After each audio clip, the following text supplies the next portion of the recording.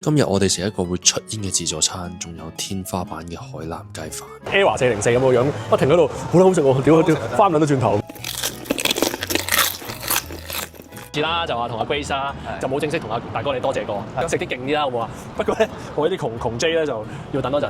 而家留言加 follow， 即刻教你點樣可以用6、5折食到呢個 Grand Cafe。佢嘅美食咧真係唔好講笑，每一樣都非常出色。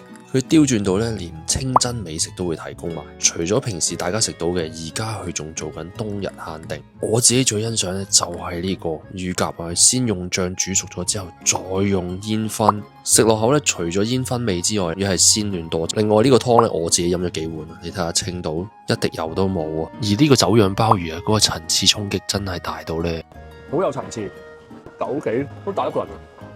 真係冇乜飯啊！你見到好多飯啦，其實你睇下底，哇，塞到尾啊！咁嚟得君悦酒店咧，就一定要試下佢一個被譽為全世界最矜貴嘅海南雞飯。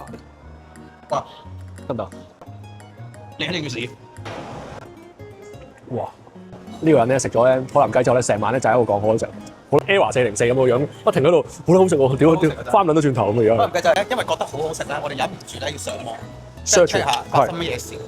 就呢個叫350蚊一個。咩都冇講，即刻拍到個回合本先。